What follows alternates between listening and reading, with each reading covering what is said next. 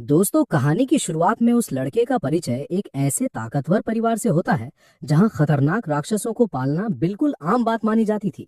उसकी माता और पिता दोनों ही वॉर गॉड्स के महान स्तर पर मौजूद थे। उसकी देखभाल करने वाली उस साधारण सी नौकरानी के पास भी एक बहुत ही भयानक 3S टियर का शानदार टैलेंट मौजूद था। लेकिन इतने सारे ओवर पावर्ड लोगों के बीच वो लड़का अपने महान परिवार के लिए सिर्फ एक शर्मिंदगी का सबसे बड़ा कारण बना हुआ था, क्योंकि उसने जागृत होने के बाद सिर्फ एक बेहद बेकार डी रैंक की एबिलिटी हासिल की थी। अब इस बात पर रोस्ट करना तो एकदम बनता है कि माता पिता दोनों इतने ज्यादा खतरनाक हैं, फिर भी ये लड़का इतना कमजोर कैसे निकल गया।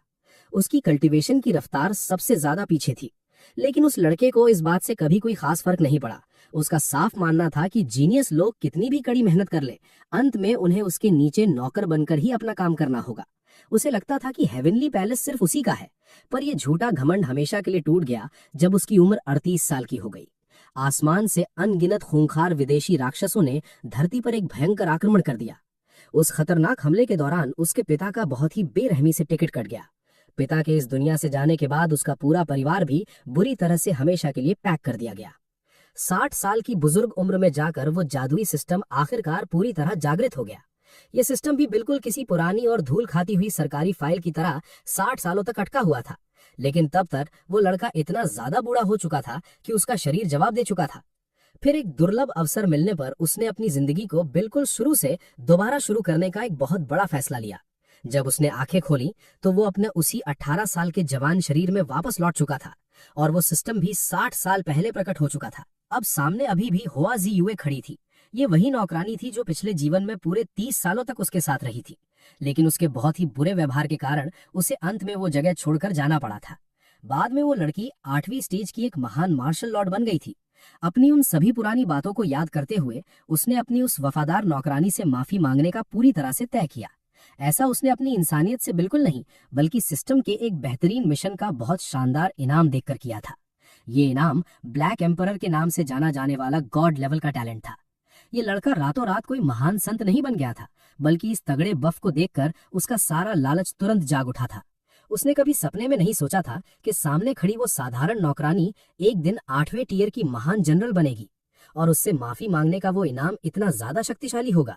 बिना किसी देरी के उसने तुरंत नौकरानी की तरफ देखकर बहुत ही प्यार से कहा कि उसे हमेशा के लिए माफ कर दिया जाए। उसका व्यवहार काफी ज्यादा खराब रहा है। नौकरानी ने अपनी बहुत ही कोमल आवाज में कहा कि कोई बात नहीं मालिक। लड़के ने तुरंत अपना सिर हिलाया और भावुक होकर कहा कि वो पूरी तरह से गलत था। उसने कभी दूसरों की परवाह नहीं की, इसलिए उसे सुधारने का एक और मौका मिले। नौकरानी ने एक प्यारी मुस्कान दी और कहा कि वो जानती थी कि छोटे मालिक दिल के काफी अच्छे इंसान हैं, बस उनका स्वभाव थोड़ा सा चिड़चिड़ा है। इस अजीब सीन को देखकर यही लगता है कि नौकरानी के पास प्लॉट आर्मर तो बहुत है, लेकिन सच में दिमाग बहुत कम है। जैसे ही उसने उसे माफ किया, लड़के के दिमाग में सिस्टम की एक जोरदार आवाज जोर से गूंजी। सिस्टम ने कहा कि होस्ट ने अपना सारा मिशन पूरा कर लिया है। ब्लैक एम्परर टैलेंट एक अद्भुत शक्ति थी जो एक अजय शरीर प्रदान करती थी और आध्यात्मिक ऊर्जा को निगलने की अपार क्षमता देती थी। ये टैलेंट दुश्मन के किसी भी अन्य टैलेंट को पूरी तरह से दबाने की खतरनाक ताकत रखता था। शानदार इनाम जुड़ते ही उसकी कल्टीवेशन तुरंत बढ़कर बहुत शक्तिशाली हो गई और वो सीधा अदर वर्ल्ड रेल्म के 8वें स्तर तक पहुंच गया। जबकि वो अपनी अचानक बढ़ी हुई ताकत से पूरी तरह हैरान था, तभी नौकरानी ने पूछा कि छोटे मालिक, क्या हमें घर जाना चाहिए या बाहर रुकना चाहिए।